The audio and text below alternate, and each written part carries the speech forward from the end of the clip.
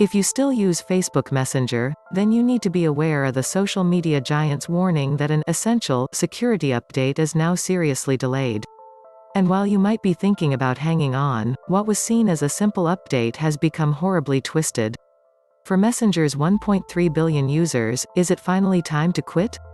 If you're a regular reader of this column, you'll be well versed on the critical differences between Messenger and Facebook's other hyperscale messaging platform, WhatsApp.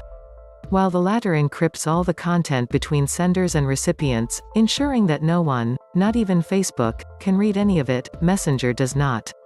The company admits that it monitors content, and we recently exposed it for doing even worse.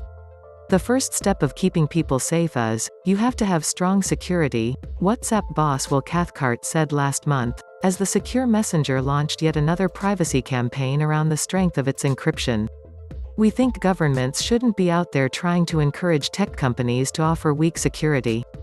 So, on the face of it, Facebook's promise back in early 2019 to extend WhatsApp's encryption to protect Messenger content was a good thing, right?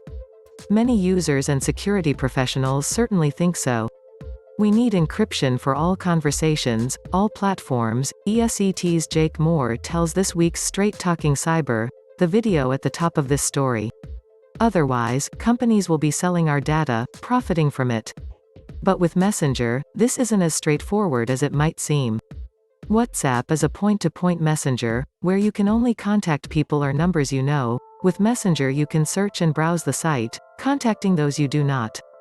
Facebook's most controversial update in years risks the platform failing to protect children from avoidable harm. One of the world's leading children's advocacy groups, NSPCC, warned this week, telling me that the evidence they have seen suggests a significant drop in reports of child abuse on its sites. Where a messenger is directly linked to a social media site that hosts user profiles, especially where that includes minors, there are serious risks in shielding messaging content, in preventing that content form being monitored. This isn't a theoretical risk. The investigators who brought UK pedophile David Wilson to justice this year say that he may not have been caught with Facebook expanded encryption in place.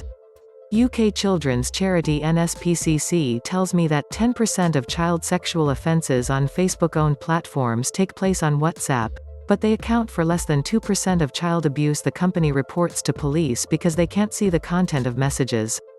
We saw the impact this can have with the 58% reduction in child exploitation reports after the EU's e-privacy directive. While an emergency reprieve has addressed this, child advocates claim this is illustrative of the impact encryption will have.